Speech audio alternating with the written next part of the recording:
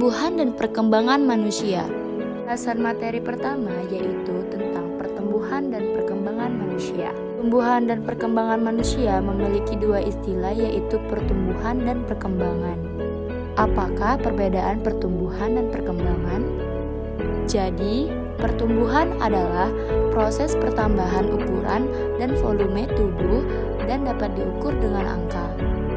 Nah, contoh pertumbuhan dapat dilihat dari tinggi tubuh, besar tubuh, berat tubuh.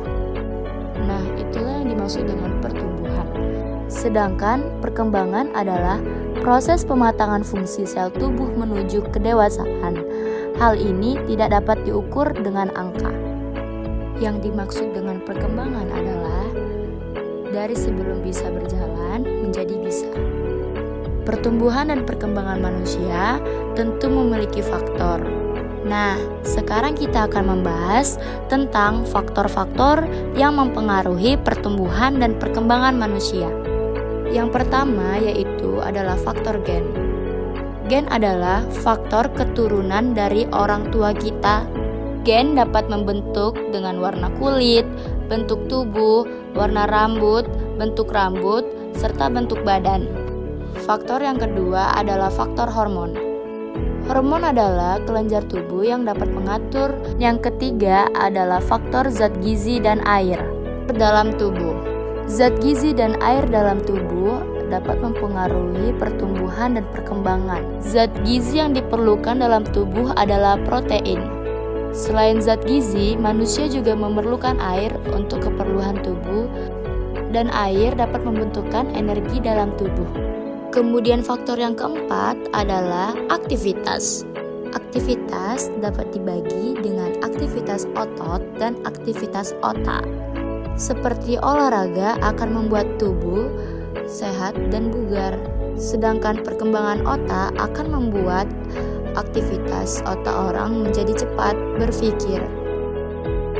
Tahap-tahap perkembangan dan pertumbuhan manusia dimulai dari bayi.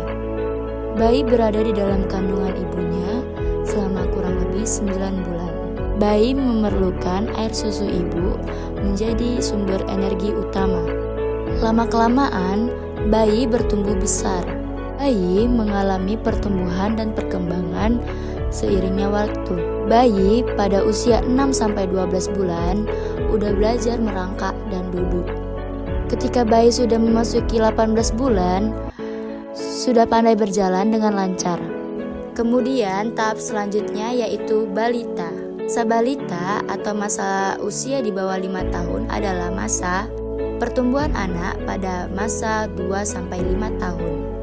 Pada usia 2 tahun biasanya bayi sudah pandai berjalan, berlari, dan sedikit berbicara. Kemudian tahap selanjutnya yaitu adalah tahap anak-anak. Berada di antara masa balita dan masa remaja. Pada tahap ini, seorang anak dapat membaca dan menulis. Mereka akan aktif dalam berdiskusi kepada teman-temannya. Kemampuan anak-anak pun lebih baik dari masa balita. Nah, tahap selanjutnya yaitu adalah tahap remaja. Remaja seringkali disebut dengan masa peralihan dari masa kanak-kanak menuju dewasa. Pada masa remaja, seseorang dapat mengalami pubertas, yaitu masa ketika tubuh seseorang dapat berubah dan mengalami pertumbuhan. Pada masa pubertas, hormon reproduksi mulai dapat memproses untuk memiliki keturunan. Tidak hanya perubahan fisik, seorang remaja akan mengalami dengan perubahan psikis. Mereka dapat menampilkan penampilan dengan baik dan bersikap lebih baik, dan memiliki sikap kritis. Dan tahap selanjutnya yaitu tahap dewasa. Tahap dewasa adalah masa puncaknya pertumbuhan tulang dan otot, sehingga orang dewasa tidak tambah tinggi. Orang dewasa juga dapat berpikir dengan matang dan stabil. Pada masa dewasa, manusia juga bisa bekerja dan menikah dan mempunyai keturunan. Dan tahap yang terakhir adalah tahap lansia. Masa lansia atau masa lanjut usia adalah masa perkembangan terakhir manusia. Pada masa ini, pertumbuhan manusia pun berkurang karena sel-sel tubuh manusia dari kuat menjadi turun. Tulang dan otot mulai melemah, kulit yang keriput, rambut yang memutih. Wanita yang sedang lanjut usia akan mengalami menopause, yaitu berhentinya siklus menstruasi. Baik, itulah tahap-tahap pertumbuhan dan perkembangan manusia. Baik, itulah penjelasan tentang pertumbuhan dan perkembangan pada manusia. Dan saya akhiri, Assalamualaikum warahmatullahi wabarakatuh. Terima kasih, bye-bye.